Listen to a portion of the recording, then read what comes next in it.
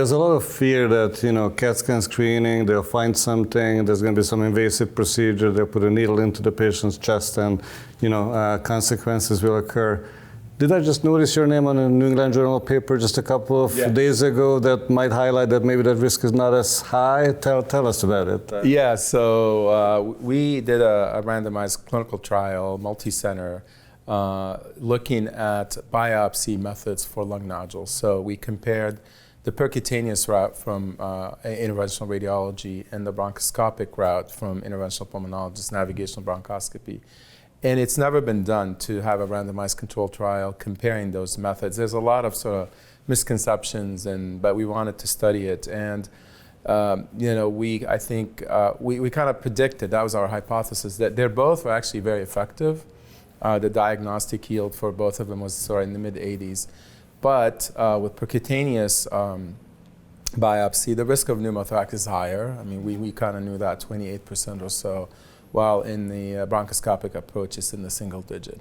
But again, I think every patient, every lung nodule is different, and I think this study shows that you have tools, choose the one that's better for your patient. Sometimes the percutaneous biopsy may be a better option, even with a high risk of pneumo, but we're also showing that bronchoscopic options are also valuable and can also have lower risk of pneumothorax. Yeah, and it just seems to me that we're taking huge steps forward in terms of technology, like these navigational devices and cryobiopsies, etc. It's just amazing to me, a tumor board, when we look at a tiny thing and our bronchoscopists say no problem, we'll do it, and 2 weeks later we see and they've done it. So just amazing, how progress has been made. Yeah, we now have more tools. We have robotic bronchoscopy. We have 3D mobile CT scanners that can be in the bronchoscopy suite, show us where our tools are, and all these tools have really empowered us to do better. There's always room for improvement, but I think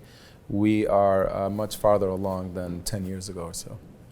Fantastic. And tell us a little bit about, it's not enough to diagnose, but we need to get enough tissue to guide then treatment, maybe not for the earlier stage, but most of the time. So how can we match, being able to get to very remote places, taking tiny samples, but still make it sufficient? I want to keep oncologists as my friends. So my goal is to have 100% success rate in having enough tissue so we can do next generation sequencing. As you all know, it's a standard of care now. We cannot treat lung cancer without knowing the molecular marker, the driver mutations that led to the growth of that tumor. So the challenge is we're not doing surgery, right?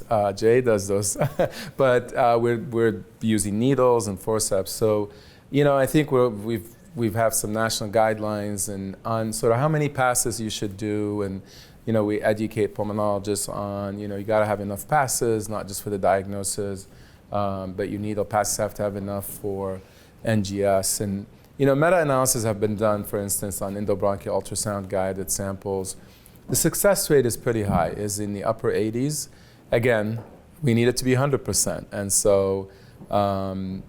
Sometimes we sample multiple areas to ensure that we get enough from multiple lymph nodes or the actual nodule or mass. So I think it's obviously standard of care and something we're always striving to do to get enough tissue for markers. Got it. And I think this is where the value of the tumor board is, that everybody's familiar, with what needs to be done. Everybody has, kind of a path to take, but also that we collaborate, work together to maximize the yield. Mary J, anything to comment on, from your experience as to how to maximize the diagnostic yield and, biomarker testing in your practices?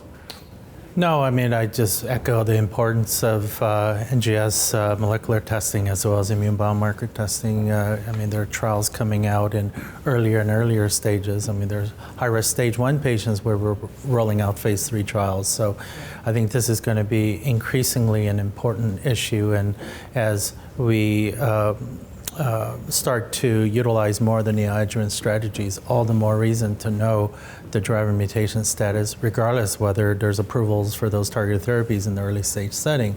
You need to know them to know the expectant response to neoadjuvant chemo-IO. So I think this is going to be an ongoing and increasingly important issue Yeah. Yeah, of course, we've learned in the metastatic setting that we need to learn the biomarker profile, 100%, 10 different molecular subsets, immune biomarkers. But now we're learning a lot more than for early stage patients. The same information is very helpful. Targeted therapy in terms of EGFR and ALK positive patients, neoadjuvant chemo IO for others. Anything from University of Illinois in terms of how to advise your patient as to this workup pathway? Yeah, the workup is, so when I see patients in either the lung screening and they have a positive nodule that we biopsy either through EBUS or robotic bronchoscopy or transthoracic biopsy, giving those diagnoses can be very challenging sometimes. Now that you can see the results of pathology electronically, some patients are very concerned right away. Often when I see a patient and I know that they are going to have a biopsy and they're going to come back from results, I ask them, do you want to get the results in person or do you want me to call you with them? And often it depends on which way they want to go. But right when we get the results, it's so important and we develop this plan with the multidisciplinary team that we have a plan. So we have a diagnosis and we have a plan, and then we kind of walk through that process with them. We use a lot of strong navigation in our practice, and often I have our lung cancer navigator there with me when I give a diagnosis to a patient. And then we talk about the next steps, everything that needs to be done before we send them to the surgeon, so everything is done in a timely manner. But getting the diagnosis is so important. It's very difficult when you say, well, you went through the procedure, but we don't have the diagnosis yet. And so knowing the diagnosis and then having enough for the molecular testing is incredibly important.